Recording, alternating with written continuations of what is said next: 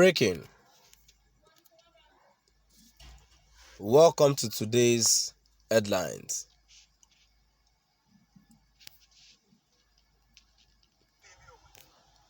DSS is keeping Nnamdi Kanu in 23 hours solitary confinement.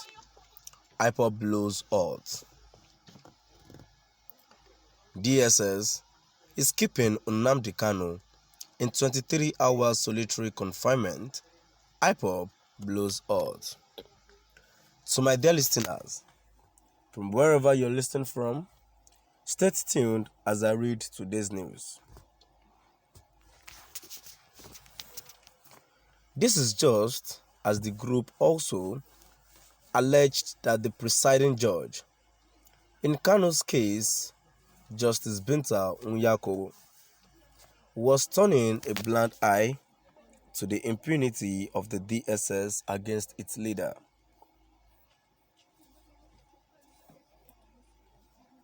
According to a report by The Punch, the indigenous people of Biafra has accused the Department of State Services of subjecting Nnamdi Kanu to 23 hours solitary confinement daily at its headquarters in Abuja.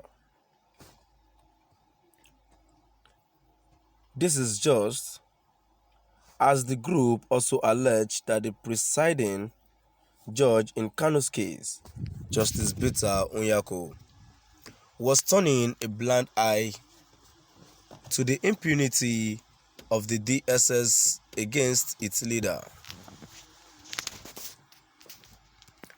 The group reminded both the judge and the DSS that solitary confinement of an innocent person is a crime as stipulated under Section 2 of the Anti-Torture Act of 2017, which offense attracts 25 years imprisonment upon conviction.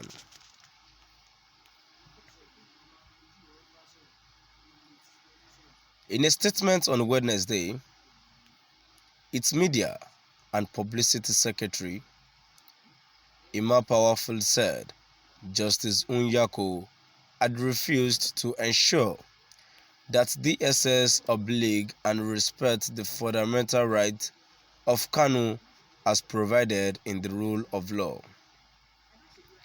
Powerful also explained that a judge should be fair to all, especially the accused, who has not been convicted, adding that Kanu should not be treated with brutality simply because he is an Igbo.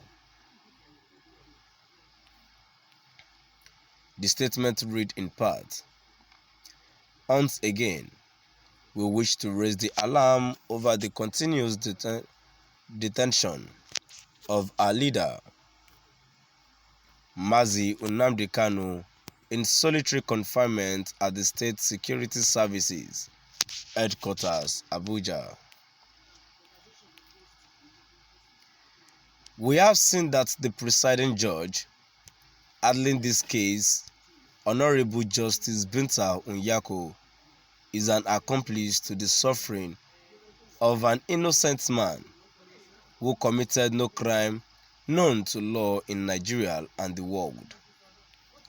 The judge has refused to ensure that the DSS oblige and respect the fundamental right of Nnamdi Kanu as provided in the law. We are watching her and the DSS. If anything untoward happens to our leader in the DSS custody, they will regret his rendition from Kenya to Nigeria.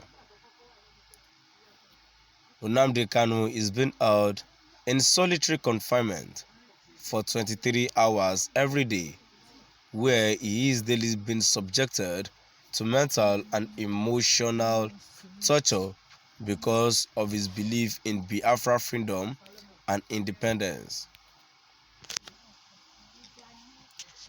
The fact that all orders made by the court, presided over by Justice Niako, about the welfare and management of Kanu at the DSS dungeon were all flouted by the detaining authority without being reprimanded or committed for contempt by the presiding judge.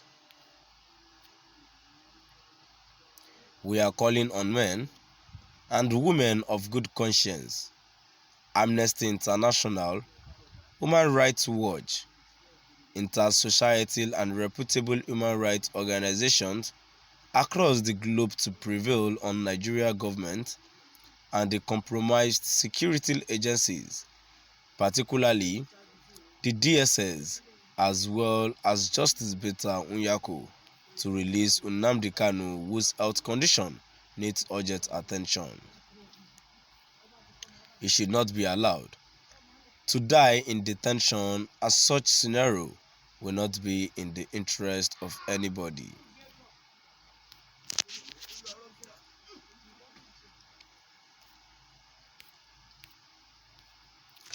This is just as the group also alleged that the presiding judge in Kanu's case, Justice Niako, was turning a blind eye to the impunity of the DSS against its leader.